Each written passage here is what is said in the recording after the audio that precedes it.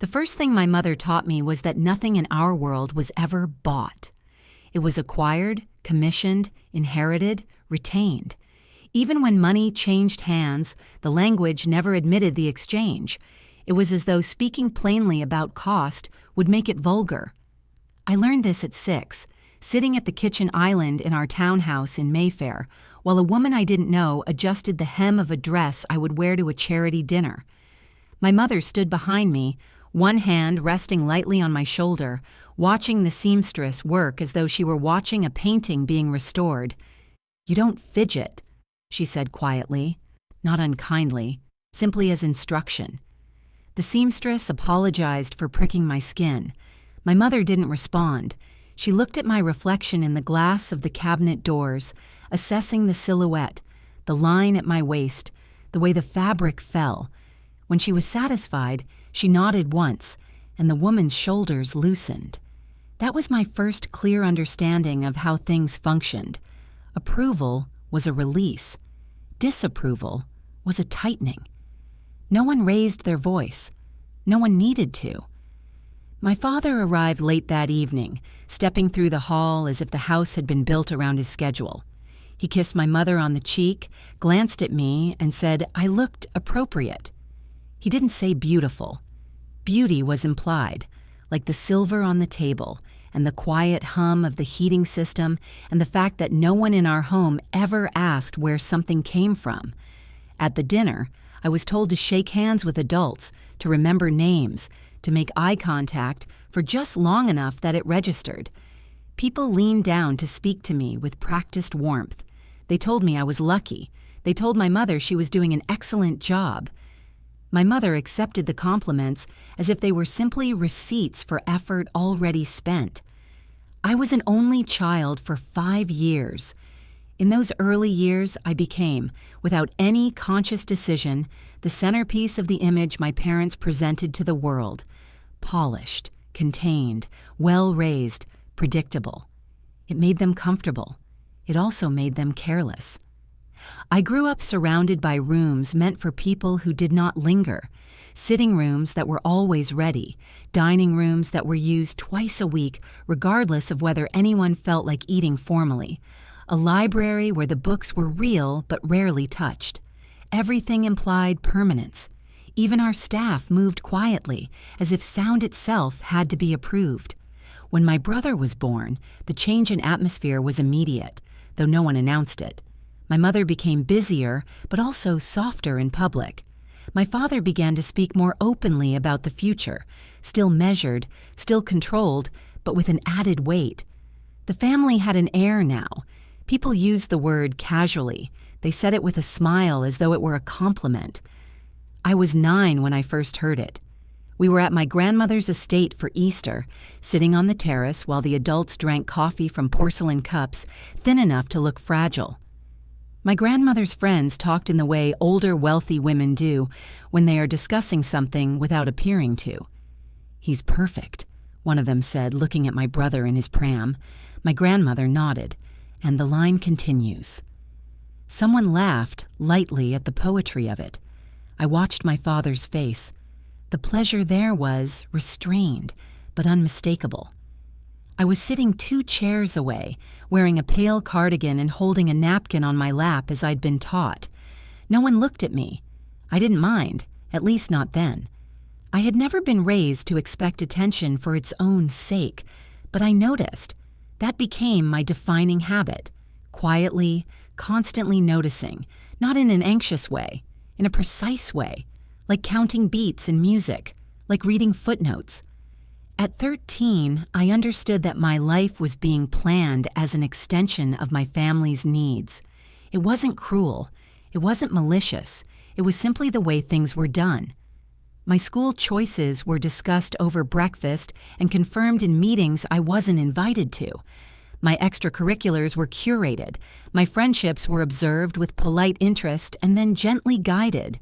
When I asked, my mother always framed decisions as protection. "It's for your benefit," she would say, and her voice made it sound like something one could not possibly dispute without appearing ungrateful. My father used a different framing. "It's sensible," he would say, and it keeps options open. Options, I learned, were another word for control. At 16, there was an incident, small but revealing.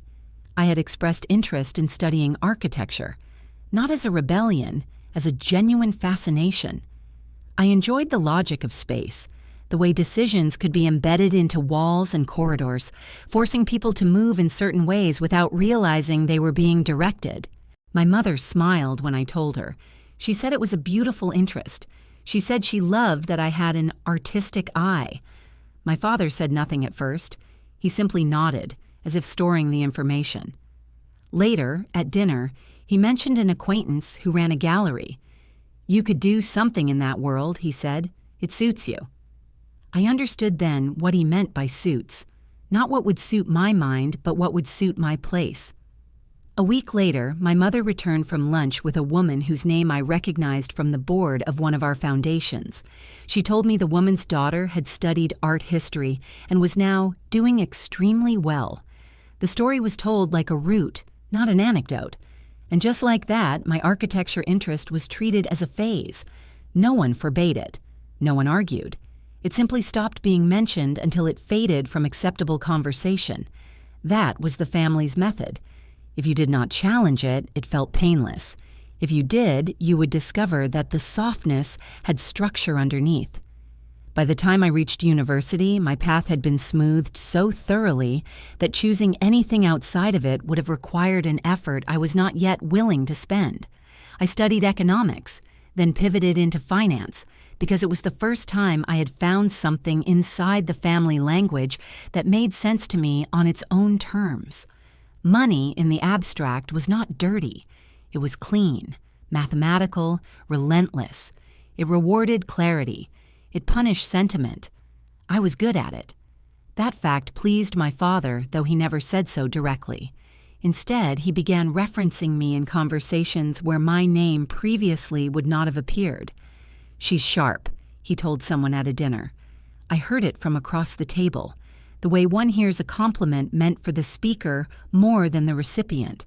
Still, I noted it. My brother, 3 years younger, was spoken about differently. People asked what he wanted to do, and the question was treated as meaningful.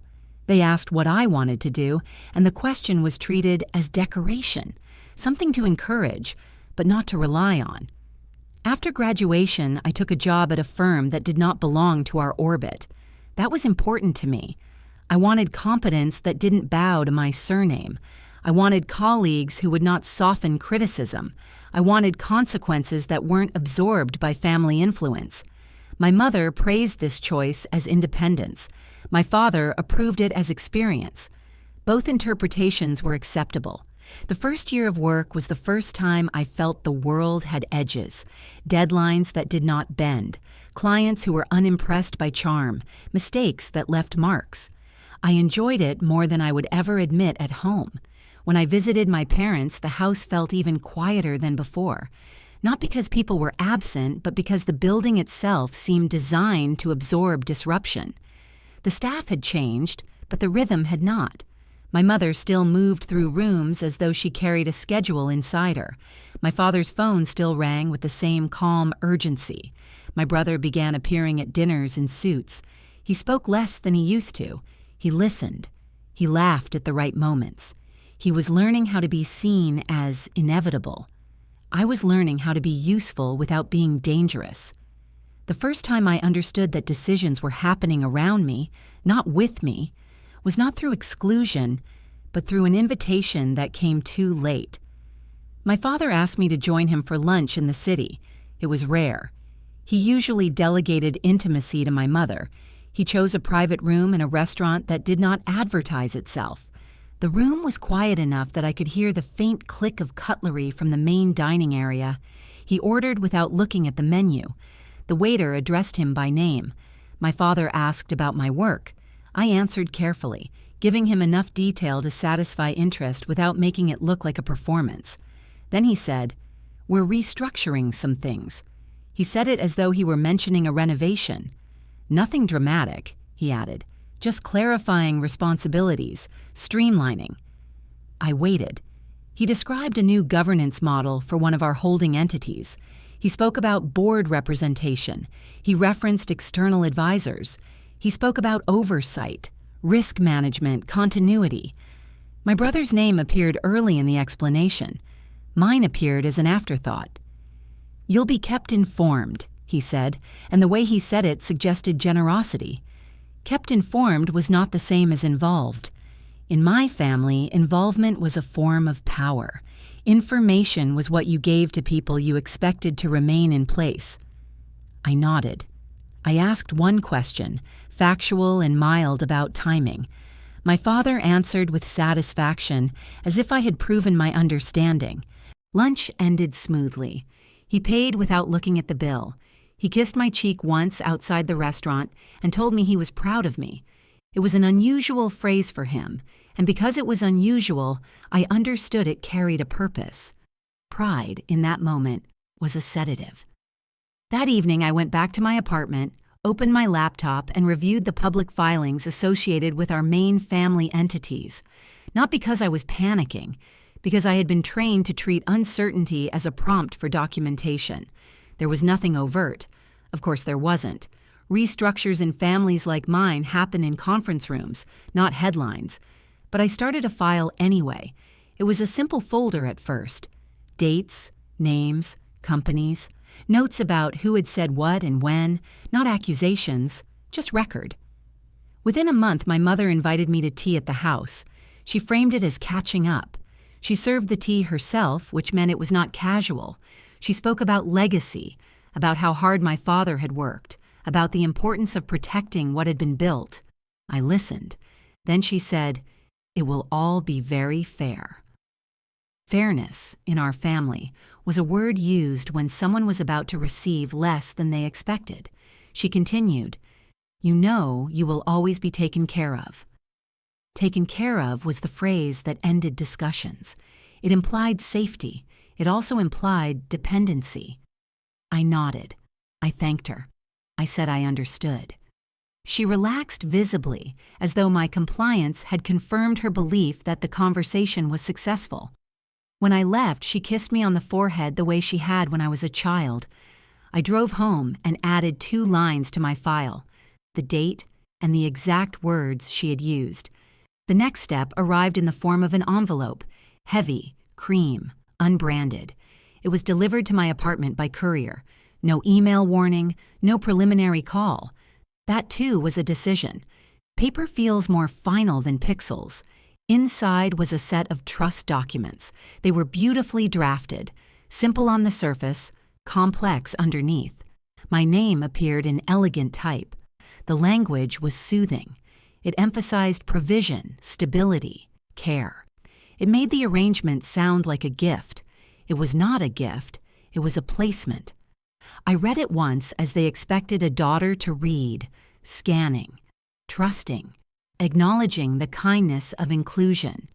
Then I read it again the way I had learned to read at work, slowly, line by line, looking for authority, restrictions, triggers, and the names of people who could act without me. I did not feel anger. I felt something colder and more useful, clarity. When I finished, I placed the documents back into the envelope and did not sign them. Not yet. I sat at my desk, opened my file, and began writing a list of questions I would not ask anyone in my family. Then I made one call, quiet, professional, and unremarkable, because it was the sort of call people like us could make without needing to explain why. And that was when the long part truly began.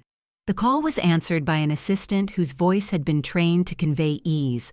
She asked for my name, repeated it once, and said the person I needed would return my call within the hour. He returned it within 20 minutes. He did not introduce himself with warmth. He introduced himself with accuracy. He confirmed that he had received my message, confirmed the time I had available, and asked whether I preferred to meet in person or speak first by phone. In person, I said. He offered 3 locations, all discreet, all practical. I chose the one closest to my office because proximity suggested routine rather than urgency. When we met, he arrived on time and carried nothing visible except a slim leather folder. He wore a plain suit that could have belonged to anyone with enough money not to need to signal it. His manner was neither deferential nor impressed. That was one of the reasons my father valued him. That was also the reason I could use him. He began by asking what I wanted, not what I wanted emotionally, what I wanted structurally. I told him the truth, which was small enough to be believable and large enough to matter. I wanted to understand what I was being asked to sign. He nodded once and asked for the documents. I placed the envelope on the table between us. He did not open it immediately. He asked a series of questions instead: where the papers had come from, who had spoken to me, what had been said and by whom, whether I had been given any timeline. I answered without embellishment. He opened the envelope then and read with the same slow focus I had used. His eyes moved in a steady rhythm. He did not react to the language that framed the arrangement as benevolent. He went directly to the clauses that described authority. After several minutes, he closed the folder. "This is clean," he said. I waited. "Clean does not mean neutral," he added. "It means difficult to contest without appearing unreasonable." That was exactly what my mother had meant when she said it would be fair. He asked if I wanted to contest it. "No," I said. "Not now." He looked at me briefly as if assessing whether I understood what that implied.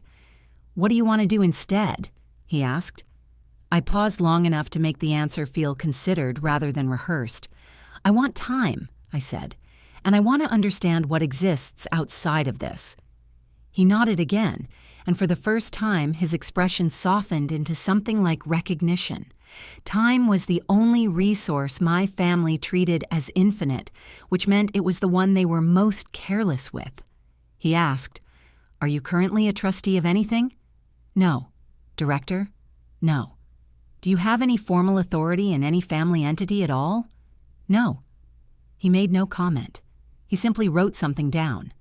"Then you should assume," he said, "that the purpose of this is not to provide. It is to define." I did not contradict him. There was nothing to contradict. The documents were clear if you read them without sentiment. They defined what I would receive. They defined what I would not control. They defined who would decide whether I had complied with the expectations attached. "You can sign it," he said, "and accept the definition, or you can delay and force them to reveal more." "Delay," I said. He did not smile. "Then you must delay correctly." He explained what correct delay looked like in families like mine. Not refusal, not suspicion, not argument. Correct delay was a request for clarification framed as diligence. It was a question about legal language, asked politely, answered slowly. It was a process that required meetings, revisions, signatures that could not be rushed because they involved responsibility. "Responsibility is the word that buys time," he said. He told me to ask for a meeting with the Trust Council. He told me to request a short written explanation of specific clauses. He told me to ask whether the trust could accommodate a change in tax residency, because even if I never intended to move, the question itself would create an administrative pathway that required additional review. "It is tedious," he said. "That is why it works. People who are confident in control do not like tedium. They delegate it. Delegation creates gaps." I asked him one question then, and it was the only question that mattered. "Do you work for my father?" I said. He answered immediately. "I have represented him," he said. "I have also represented entities that represent him. I am not employed by him." It was a careful distinction. "And you would represent me?" I asked. He studied me for a moment, not like a man judging a person, but like a man assessing risk. "If you ask me to," he said, "and if you understand that representation is not loyalty, it is duty." "I understand," I said. He asked me whether I wanted my family to know we had met. "No," I said. "Then you must not behave as though you have," he replied. That was, in its way, the entire instruction. I left the meeting with nothing tangible except a list of actions written in precise language. It did not feel like a plan. It felt like procedure. That was good. Procedure does not draw attention. That evening, I went to my parents' house for dinner, as I often did. I arrived on time. I wore what I was expected to wear. I greeted staff by name. I kissed my mother's cheek. I listened to my father speak about the week as though nothing in our family structure had just been placed in front of me. My brother was there too, relaxed, confident, and already beginning to speak the way my father spoke, as though decisions were ambient.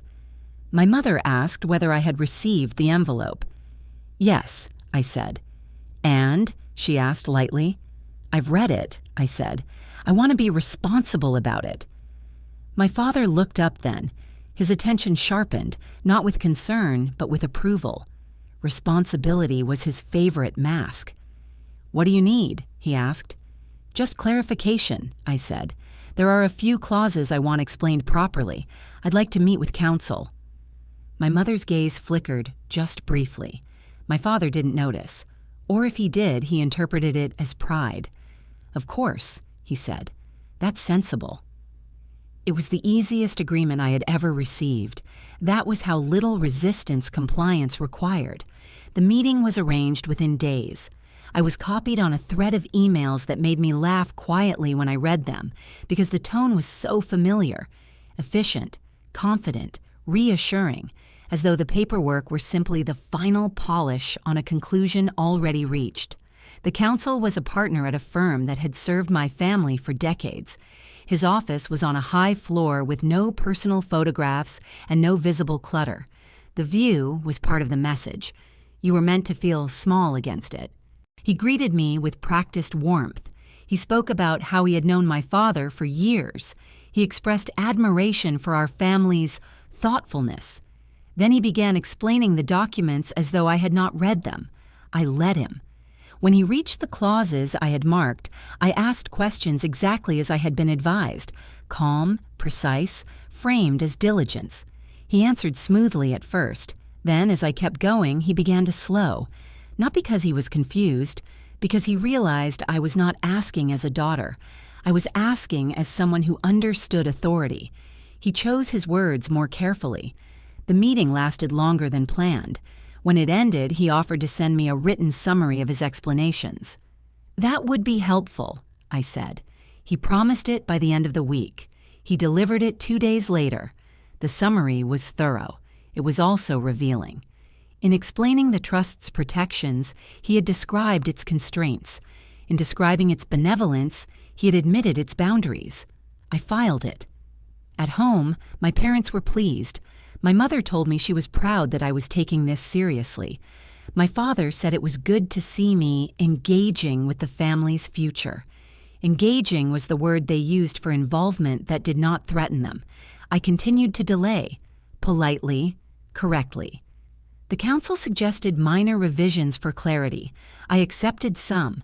I questioned others. Each question required another email, another review, another small meeting. Each interaction created another record. Each record created another dependency. Over weeks, the trust became less like a sealed container and more like a structure with seams. I could see where it had been stitched together by people who expected no one inside the family would ever pull at the thread. While this was happening, my brother's introduction into the real work continued. He began spending time at my father's main office. He began attending meetings. He began appearing on the periphery of events where certain people would look at him with subtle appraisal. My mother spoke about it as though it were natural, even relief-inducing. "He's really taking to it," she said one evening as we walked through the garden after dinner. The garden had been designed to appear effortless. It was maintained by people who arrived early and left late. "He always would," I said. She smiled, satisfied, as though my agreement confirmed something important. "And you," she added, "you have your own life. You have your work. You don't need to be dragged into all this." Dragged was the wrong word. No one had ever dragged anyone in my family. They invited, they placed, they arranged. "I'm glad it's organized," I said. She touched my arm. "It's for your peace of mind." My peace of mind was not her concern. Her concern was order. By the end of that first month, I understood something that surprised even me. My family did not feel like they were taking something from me. They felt like they were giving me something: security without responsibility, wealth without governance, comfort without burden. They believed they were being kind. That belief made them almost impossible to argue with. It also made them easy to outmaneuver, because kindness in this form requires the recipient to remain passive. I remained passive in public. In private, I began doing what my family had always done: building a structure that would operate without needing to be defended. The first step was information. I began requesting documents casually, not the trust papers. Those were already a process. I requested historical materials for context, old annual reports, past minutes from foundation meetings, a list of entities under the family umbrella for my understanding. Each request was granted. Transparency was easy when you assumed the other person could not use it. I was careful not to ask too much at once. A sudden thirst looks suspicious. Instead, I let my curiosity appear gradual, like someone slowly becoming responsible. I created an index, not a dramatic one, not a secret dossier, simply an organized set of folders with consistent naming and cross-references. I tracked entities, trustees, directors, beneficiaries, advisors. I noted patterns: the same names recurring in different roles, the same law firm appearing again and again, the same accounting partners signing off on structures that had clearly been designed by the same mind, my father's mind. I knew him well enough to recognize his preferences in paperwork. He liked clean lines. He liked redundancy that looked like prudence. He liked authority that could be exercised without being visible. He liked giving people enough responsibility to feel valued, but not enough to create risk. That was why my brother had been given access. My brother could be shaped into continuity. I had been shaped into stability. Stability was useful. It was also, in my case, a mistake. The second step was placement. I asked my father, in passing, whether I could attend one of the foundation meetings as an observer. Not to participate, I said, just to understand. I framed it as education. I framed it as appreciation for what the family had built. My father hesitated for the briefest moment. It was so brief it could have been mistaken for thoughtfulness rather than evaluation. Then he said yes.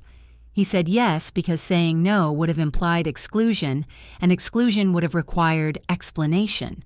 Explanation would have created discomfort. Discomfort was inefficient. The meeting took place in a boardroom that smelled faintly of polished wood. The people present were not family, but they behaved as though they served family gravity. They spoke respectfully. They deferred to the chair. They used cautious language. I sat at the far end of the table and listened. No one addressed me directly. I was there, but not there. That was the arrangement. It suited them. It suited me more. I watched how decisions were presented, not as choices, but as necessities, not as power, but as stewardship. People spoke about responsibility again and again. It was their favorite word, too. At the end, the chair thanked everyone and said how reassuring it was to know that the next generation was engaged. The room turned to my brother, who was sitting closer to the chair than I was. He nodded modestly. He said something about learning. People smiled. I said nothing. Afterward, one of the external advisors approached me and said it was lovely to see me. He spoke warmly about how independent I was. He said it was refreshing. Refreshing in his mouth meant irrelevant. I smiled and thanked him. That evening, my father asked how I had found the meeting. Interesting, I said. Very well run. He looked pleased. Good, he said. It's important you understand the principles. Principles, in his mind, were the parts that could be spoken aloud. The mechanisms were never discussed at home. I began attending more meetings, always as an observer. My father continued to allow it. My mother praised my maturity. My brother barely noticed. He was too busy becoming what he had always been assumed to become. Months passed. My trust documents remained unsigned, still in review. No one pushed me. They had no reason to. They believed the outcome was inevitable, and they were not wrong, not in the way they thought. Because while they waited for me to accept their definition, I was learning precisely where definition could be rewritten. The first time I saw my name appear on an agenda, it was in small type, beside a procedural item, an acknowledgement of observer attendance. It meant nothing. It also meant something. It meant I had been recorded. Recorded presence becomes, over time, accepted presence. Accepted presence becomes normal. Normal becomes difficult to retract without disruption. Disruption is what families like mine avoid at all costs. I did not rush. I did not press. I continued showing up, listening, thanking people, leaving quietly. And in the background, the family's tightening continued. A property was moved into a new holding entity. A minor subsidiary was consolidated. My brother was made director of something small, presented as a learning step. My father spoke about it over dinner as though it were a benign milestone. "It's good for him to have responsibility," he said. My mother glanced at me and smiled as if to reassure me that responsibility was not something I needed to endure. I smiled back. That night, I opened my index and added the new entity. Then I traced the ownership chain. It led, as expected, to the core structure my father had always controlled. But now, because I had been patient enough to gather the pieces, I could see how each new move depended on signatures from a small cluster of people. People whose authority came from roles that could be altered by procedure, not emotion. Procedure was where my family lived, and it was where I could operate without ever raising my voice. I closed my laptop and went to bed. The next morning, my trust counsel emailed to say the documents were ready for my signature whenever I was. I replied within minutes. I said I would like one final clarification meeting, just to ensure I understood the most recent revisions properly. He agreed, and the meeting was scheduled. That was when I knew the delay had done its job. The meeting took place in the same office as before, same view, same careful neutrality. The council greeted me with familiarity now, which was new. Familiarity, in professional settings like ours, is a concession. It means someone has accepted that you are not going away. He walked me through the revisions as if this were the final courtesy before closure. His tone assumed resolution. That assumption was useful. When he finished, he asked if I had any remaining questions. "Just one," I said. He waited. I asked about a clause that had not changed since the first draft, not because it was the most restrictive, but because it intersected with authority in a way that was easy to miss if you were not looking for it. I asked how it interacted with a separate governance provision in a related entity. He paused. Not long, just long enough. "That provision isn't meant to overlap," he said. "But it does," I replied, "in practice." He leaned back slightly, recalculating. He began explaining intent. I listened. Then I asked whether intent or execution governed in the event of conflict. He answered honestly. He had always been honest. That was the problem. Execution governed. I thanked him. I said that was helpful. I said I wanted to take another day to consider everything before signing. Another day, in this context, was trivial. He agreed without resistance. On my way out, I passed his assistant, who smiled more cautiously than she had before. By the time I reached my office, 2 emails had arrived. One from my mother asking how the meeting went. One from my brother asking whether I wanted to have dinner that week. I replied to my mother first. I said it went well. I said everything was very clear. That was true. To my brother, I said yes. Dinner with my brother had become more frequent. It was not something we discussed explicitly, but I understood its purpose. He was being encouraged to think of himself as central. Central people like to feel informed. Including me in his orbit made him feel generous. We met at a restaurant he had chosen. It was new, expensive, and deliberately understated. He spoke about his work with enthusiasm that was still untempered by doubt. He spoke about challenges as though they were confirmations of importance. At one point, he mentioned the trust. "Dad says it's basically done," he said. "Just paperwork now." Almost. I said. He nodded, relieved. Then, as if it had just occurred to him, he added, "You're okay with everything, right?" It was not a challenge. It was not concern. It was a request for reassurance. "Yes," I said. "It makes sense." That was the answer he needed. He relaxed. He began talking about something else. When dinner ended, he insisted on paying. That, too, was part of the performance. He was learning how to be the person who handled things. I let him. Over the next few weeks, activity increased, not around me, but around the structures I had been quietly mapping.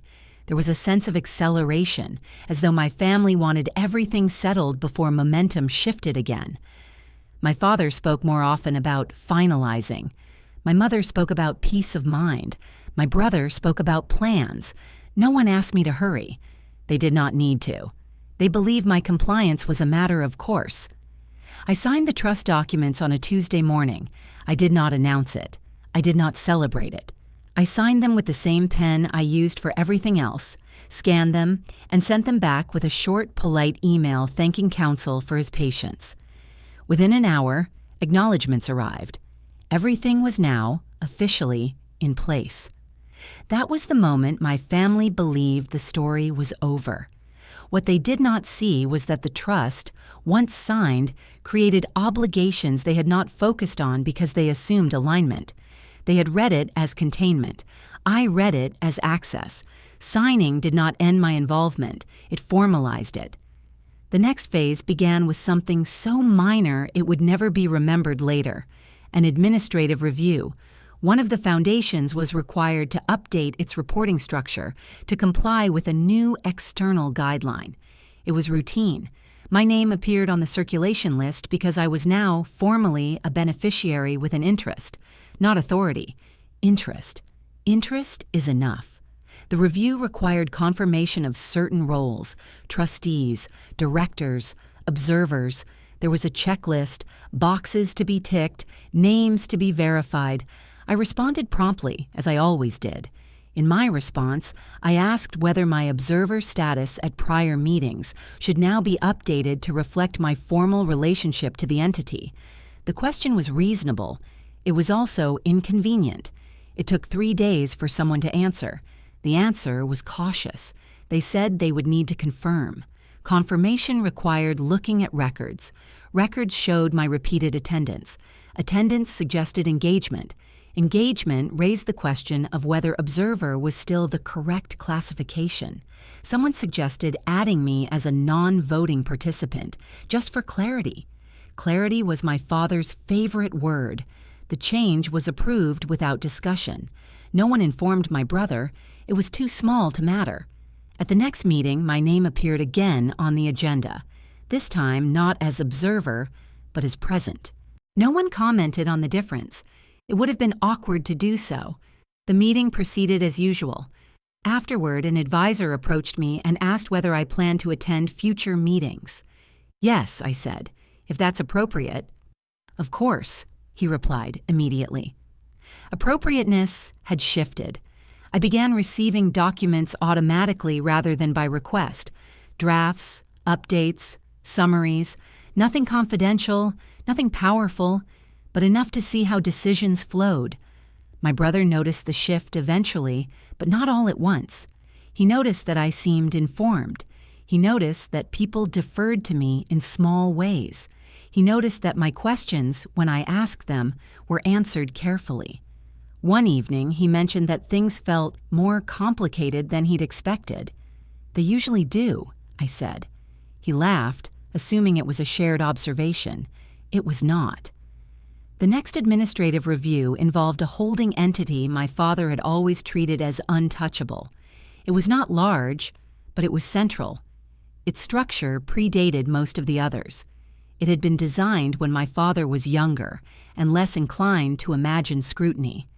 The review was triggered by something external again: regulation, timing, nothing personal. I was included by default. This time, the checklist required confirmation of succession protocols. I read the draft twice before responding. Then I asked one question. It was a simple question, polite, entirely reasonable. about how authority would be exercised in the event of incapacity. The answer came back quickly. Then another message followed, clarifying. Then another, looping in someone new. By the end of the week, there was a call scheduled. My father was on it. So was my brother. So was I. The tone was calm, professional. No one sounded alarmed. The advisor spoke about best practice, about future-proofing, about documentation. My father listened. He always did. He valued expertise when it supported his instincts. When the question of authority was raised, my brother spoke first. He described the existing understanding. Then I spoke. I did not contradict him. I added context. Context, when documented, has weight. The call ended with action items. Nothing dramatic. Just next steps. Afterward, my father called me privately. He did not sound angry. He sounded thoughtful. "I didn't realize you were so involved now," he said. "I've been included," I replied. There was a pause. Not discomfort. Adjustment. "That's good," he said finally. "It's good you're taking an interest." Interest again. "Yes," I said, "it is." When the call ended, I updated my index. One more dependency had been exposed. The family continued operating as though nothing fundamental had changed. That was the mistake, because by the time they began to feel the shift, it no longer belonged to them to reverse, and everything that followed happened exactly the way they preferred things to happen. Quietly.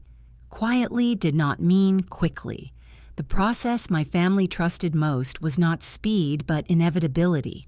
They believed that if something unfolded slowly enough, it must be correct. I allowed them to keep that belief. After the call, my father did not withdraw me from anything. That would have drawn attention. Instead, he did what he always did when confronted with mild uncertainty. He added structure, more reviews, more confirmations, more advisors copied on correspondence. He believed this would stabilize the situation. It did, just not in the way he intended. With each additional layer, authority became more distributed. Distributed authority requires coordination. Coordination creates reliance on process rather than personality. Process does not remember who built it. It only remembers what has been recorded. I was now recorded everywhere. My brother began to feel it before he could articulate it. He became more careful in meetings. He spoke less freely. He started checking with advisors before making statements he had once assumed were his to make. This was framed to him as professionalism. He accepted it with relief. Responsibility, when it begins to feel heavy, is easier to share. At home, my mother began asking questions that sounded like conversation but functioned as reconnaissance. She asked how busy I was, whether work was demanding, whether I felt overwhelmed. I answered honestly, which is to say, selectively. "I'm enjoying the clarity," I said once, as we sat in the sitting room she rarely used. The room existed for guests who needed to feel impressed without being intimidated. "Clarity is good," she replied, nodding. "It helps everyone relax." Relaxation, in her mind, meant the absence of resistance. The next development came from a place my family did not monitor closely because it was considered settled, the advisory layer. One of the senior advisors announced his retirement. It was expected. He had been with the family for decades. His departure was framed as a celebration of service rather than a change in power. A replacement was proposed. Younger, technically excellent, recommended by the firm. I reviewed the proposal when it arrived in my inbox. I did not object. I asked whether the onboarding process would include a full review of existing governance structures to ensure continuity. Continuity was another word that never failed. The review was approved. The new advisor arrived with no loyalty to the old assumptions. He had loyalty to documentation, to best practice, to the appearance of rigor. He asked questions my father had not been asked in years, not because my father could not answer them, but because the answers had never needed to be spoken aloud before. Speaking them aloud made them vulnerable to reinterpretation. At one meeting, the new advisor asked whether beneficiary engagement protocols had been updated since the last structural revision. There was a pause. My father said something about historical understanding. The advisor nodded politely and asked whether that understanding was recorded. It was not. That was not an oversight. It was a design choice made years earlier when my father believed certain things would never need to be challenged. They were not being challenged now. They were being clarified. Clarification is disarming. It sounds helpful. It sounds reasonable. It does not trigger defensiveness until it is too late. Over the next several months, the family's internal language shifted. Phrases like, "as we've always done," began to be replaced with, "as documented." Decisions that had once been explained verbally were now followed by summaries. Summaries required confirmation. Confirmation required acknowledgement from everyone listed. I was always listed, not because anyone had decided to elevate me, but because removing me would have required justification. Justification invites scrutiny. Scrutiny slows things down. My family preferred forward motion. At a holiday gathering, my aunt mentioned casually that it was nice to see me so involved these days. She meant it as praise. My mother smiled tightly. My father said nothing. Later that evening, my mother asked me whether I was feeling pressure. "Not at all," I said. "Everything feels very well structured." She watched me carefully as though trying to determine whether I meant it. I did. The truth was that I felt calmer than I had in years, not because I was winning something, winning implies contest, but because the environment had finally become legible. Power had stopped being mystical and started being procedural. Procedure I could navigate. The first real consequence arrived quietly. A routine distribution was delayed, not canceled, not reduced, delayed. The reason given was administrative. A sign-off had not been received in time due to a clarification request raised during review. The clarification request had been mine, months earlier, nested inside a chain of correspondence that no one had paid attention to at the time. Now it mattered. My brother called me that evening. "Do you know anything about this?" he asked, trying to sound casual. "Yes," I said. "It's part of the review cycle." "Oh," he replied. He hesitated. "Is it a problem?" "No," I said. "It just takes time." He accepted this. Time, after all, had always been abundant. He did not mention it to my parents. He did not want to appear uninformed. That was another habit my family had cultivated without noticing. The distribution was processed the following week. Everything returned to normal, but something had shifted.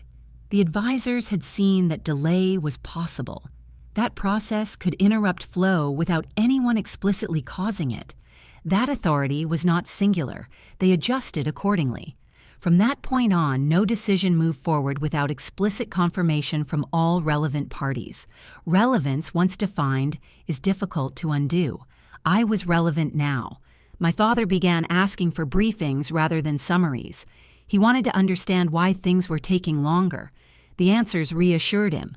Regulatory environment, best practice, prudence. He accepted them because they sounded like responsibility.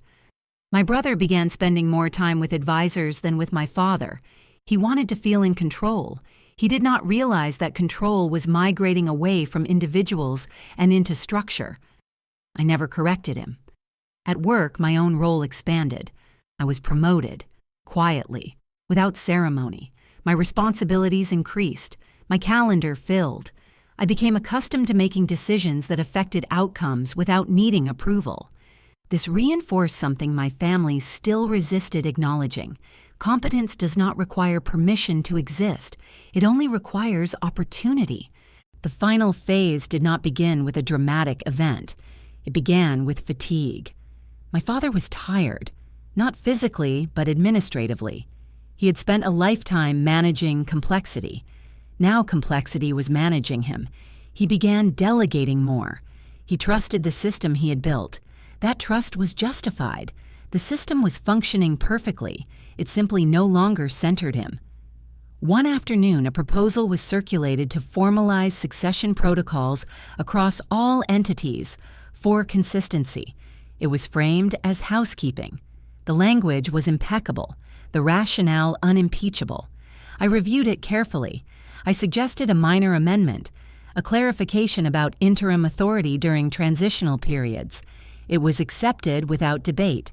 No one noticed that the amendment aligned interim authority with documented engagement rather than presumed hierarchy. Presumed hierarchy had never been written down. Documented engagement had. When the final version was approved, no one celebrated. There was nothing to celebrate. It was administrative. Weeks passed, then months. One morning, my father missed a meeting. Not intentionally, he simply forgot. It was rescheduled without fuss. The agenda moved forward. Decisions were made. He was informed afterward. He did not object. By the time he realized that the center of gravity had shifted, it was no longer something he could address directly without disrupting the very order he valued most. My mother sensed it before he did.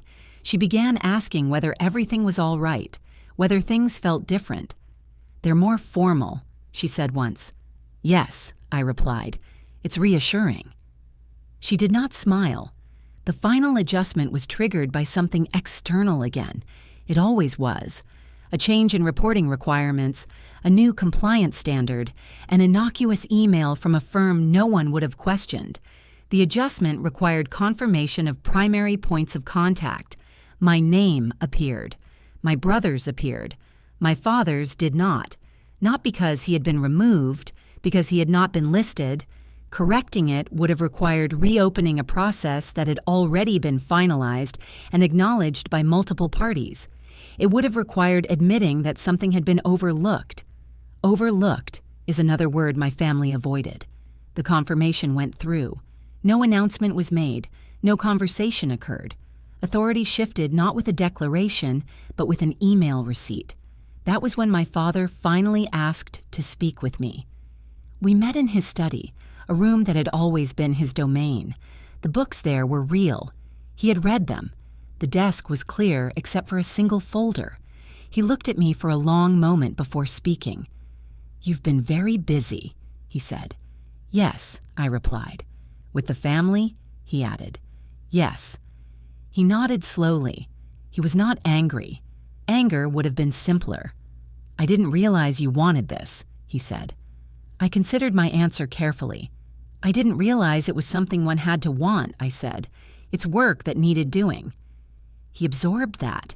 He had raised me to speak precisely. He could not fault the logic without faulting himself. "This wasn't how it was meant to go," he said finally. "No," I agreed. "It isn't." He waited, perhaps expecting reassurance. I did not give it. What he understood then was not that he had lost something, but that the system he trusted most had simply followed its own rules to a different conclusion. We did not argue. There was nothing left to argue about. The process was complete, and from that point forward, everything operated exactly as designed, just no longer around the assumptions they had made about me. Nothing dramatic happened after that, which is precisely why it held. From that point on, there was a period of adjustment that no one named. My father did not withdraw. He did not confront anyone. He did not attempt to reassert himself in visible ways. That would have contradicted the principles he had lived by. Instead, he adapted. Adaptation for him had always been a form of control. This time, it was acceptance dressed as pragmatism. He began arriving slightly later to meetings, leaving slightly earlier, letting others finish sentences he once would have completed himself. No one commented. Commenting would have implied awareness. My mother shifted her attention elsewhere. She focused more intently on social obligations, on the Foundation's public-facing work, on appearances that required refinement rather than authority. She had always understood that image was its own jurisdiction. Retreating into it was not defeat, it was preservation. My brother struggled more visibly, though still quietly.